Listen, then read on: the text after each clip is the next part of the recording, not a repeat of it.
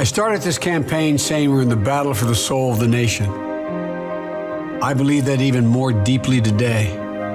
Who we are, what we stand for, and maybe most importantly, who we are going to be. It's all at stake. Character is on the ballot, the character of the country. And this is our opportunity to leave the dark, angry politics of the past 4 years behind us, to choose hope over fear, unity over division, science over fiction. I believe it's time to unite the country, to come together as a nation. But I can't do it without you, so I'm asking for your vote. We need to remember, this is the United States of America, and there's never been anything we've been unable to do when we've done it together.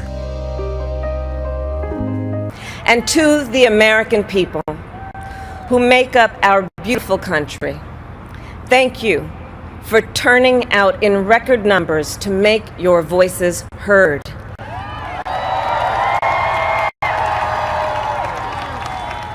You chose Joe Biden as the next president of the United States of America. And Joe is a healer, a uniter, a tested and steady hand. And I'm humbled by the trust and confidence you placed in me. I pledge to be a president who seeks not to divide, but unify.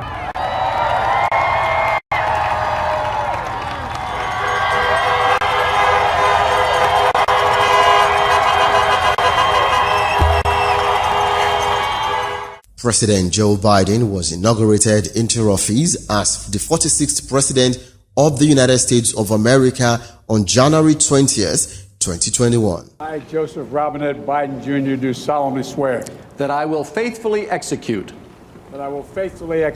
the office of President of the United States office of President of the United States and will, to the best of my ability,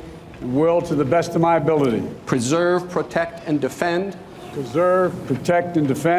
the Constitution of the United States. Constitution of the United States. So help you God. So help me God. Congratulations, Mr. Thank President.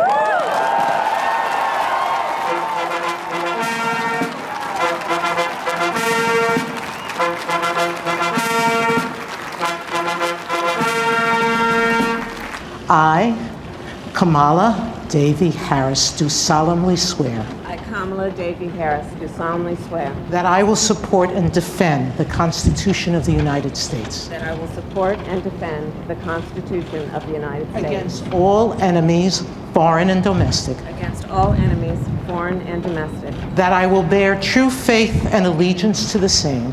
that I will bear true faith and allegiance to the same, That I take this obligation freely, that I take this obligation freely, without any mental reservation or purpose of evasion. without any mental reservation or purpose of evasion, That I will well and faithfully discharge that I will well and faithfully discharge the duties of the office on which I am about to enter. the duties of the office upon which I am about to enter. So help me God. So help me God.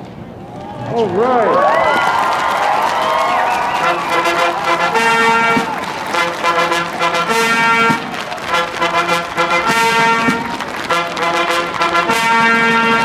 Nigerians have always excelled in other countries. No wonder President Joe Biden appointed 4 young Nigerians into his cabinet. In the diaspora, Nigerians have yet again proven that if the Nigerian dream cannot be achieved, it doesn't stop one from achieving the American dream. For those who are still in the dark, this is coming on the heels of the newly elected President of the United States of America. Is 39-year-old Adewale Adeyemo, fondly called Wally by close associates, friends and family. He has been appointed as Deputy Treasury Secretary by Joe Biden and is expected to help the U.S. overcome its worst economic crisis since the 1921 economic crash. Adeyemo will be the first African American to serve in this position and has been dubbed the golden boy of Joe Biden's team by the press. Like many Nigerians in the diaspora, Adeyemo was born in Nigeria, precisely in Gbogan, Osun State. Funmi Olorunnipa Badejo, Nigerian-born American lawyer Funmi Badejo, was recently appointed as one of the 20 White House counsel. According to Biden's transition committee, she will be serving as associate counsel under the head White House counsel, Dana Ramos, to help restore faith in the rule of law and government institutions. What's your name?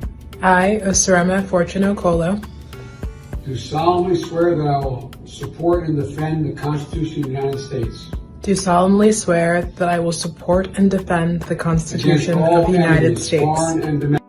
Osaremen Okolo, the last but certainly not the least Nigerian representing the country at the U.S. White House is Osaremen Okolo. The 26-year-old Nigerian-American has been appointed as a member of the COVID-19 response team. She will serve as a COVID-19 policy advisor to newly elected U.S. President Adewale Adeyemo. Osaremen Okolo and Funmi Olorunnipa-Badejo's appointment as members of the Joe Biden cabinet is a testament that any dream can be achieved in a country built on meritocracy. They have also affirmed the notion that Nigerians are hardworking people and some of the most educated in the world.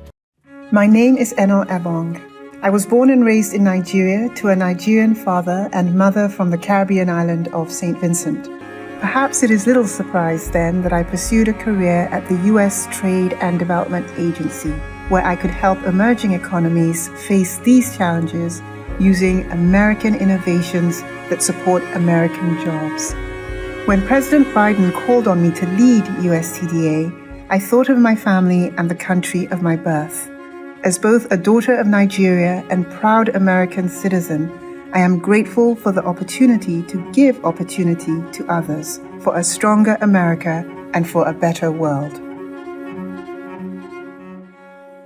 December 13 to 15, 2022 witnessed the US-Africa Summit as President Joe Biden hosted 49 African leaders in Washington, D.C. And the United States is committed to supporting every aspect of Africa's inclusive growth and creating the best possible environment for sustained commercial engagement between Africa companies and American companies. The United States is all in on Africa's future. An enormous opportunity for Africa's future, and the United States wants to help make those opportunities real. Looking out for small and medium-sized entrepreneurs and enterprises to make sure they have a fair shot to compete. Lifting up opportunity for women-owned businesses, diaspora-owned businesses. Together we want to build a future of opportunity where no one is left behind. Visa is committing to putting more than $1 billion into Africa over the next 5 years. Prosper Africa is the U.S. government initiative to substantially increase two-way trade and investment between African nations and the United States. To further expand the operations on the continent, including providing mobile payment services for more micro, small, and medium-sized businesses across Africa. Prosper Africa brings together the power of 17 U.S. government agencies and market experts to identify investments, secure deals, and create new trade pathways between the nations of Africa and the United States. By this U.S. African Summit and Prosper Africa initiative, we want more investment inflow into Nigeria and the U.S. government trade initiatives to make it easier for entrepreneurs and project owners have easier access to grants and loan facilities. Working with Prosper Africa is so easy because there's a deal room and we're able to present a pitch. And Prosper Africa basically stands as an intermediary between us and investors and businesses that could be interested and help bridge the gap. Through Prosper Africa, the U.S. government has helped close hundreds of deals, generating billions in new exports and investments. Much has been achieved by the administration of President Joe Biden and Vice President Kamala Harris, and so, on the occasion of the second anniversary of the administration of President Joe Biden and Vice President Kamala Harris and the 4 Nigerians in the cabinet, Adewale Adeyemo, Funmi Olorunnipa-Badejo, Osaremen Okolo, and Eno Titilayo Ebong, the Julie Darling Entertainment World, Abuja, Nigeria, in collaboration with the Podium Media and the American business and trade consultant, Abatrac, felicitate with President Joe Biden and the United States with the singing of the American national anthem by a member of the Julie Darling Orchestra and violinist, Feishayo Adekoye.